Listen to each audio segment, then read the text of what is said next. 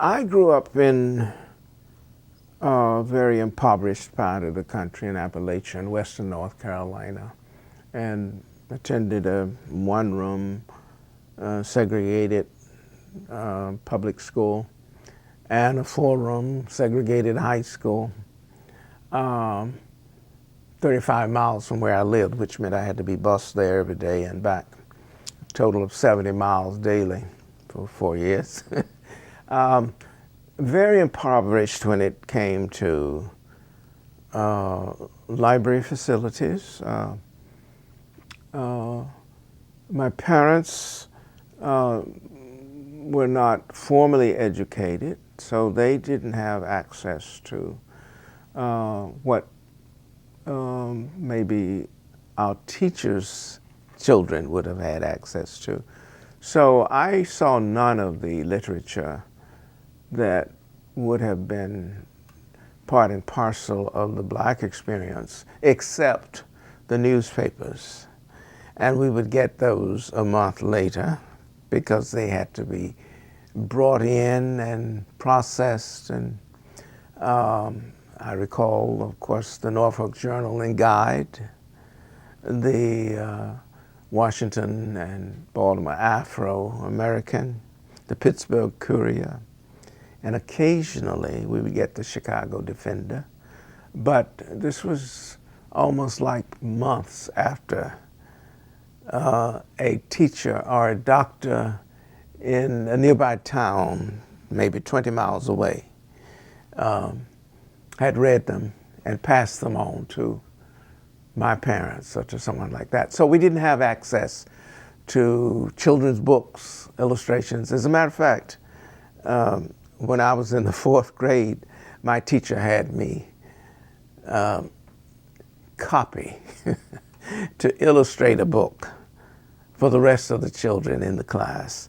And so that was how we passed information on. I was, I guess, singled out as the artist in the group. I came to Washington, D.C. in 1949, the fall of 1949, to attend Howard University. They didn't know I was coming to attend. I came on my own, had not made an application or anything, just got on the train after I had been accepted at Shore University in Raleigh, and decided like the night before, no, I'm not going to Shore, I'm going to Howard. They say Howard is the best school, so I'm going to Howard.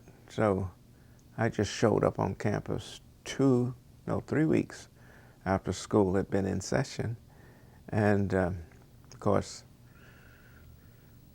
they were very patient with me. They looked at me like, oh, where did he come from? Mars? And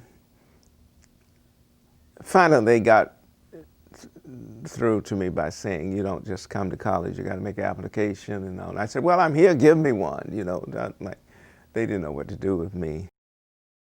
I insisted that I had come all the way from North Carolina. They had to help me get a college education. And they did, but they told me to wait until January and apply properly. I didn't pay them any attention. I just went on and I sat in on classes and wrote home and said, I'm in college. They were very patient with me. That's why I love Howard University to this day.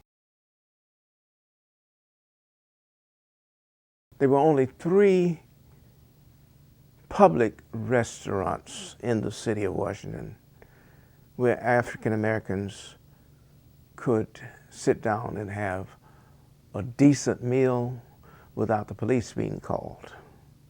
And that was at the Severin Restaurant at Union Station, the Methodist Building just across the street from the House of Representatives in the Capitol, and the National Gallery of Art.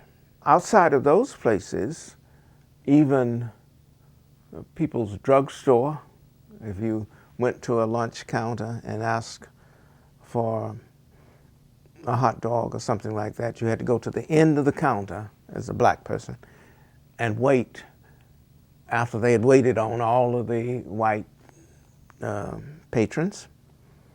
And then be insulted with the notion that you couldn't sit there and eat it. You had to take it out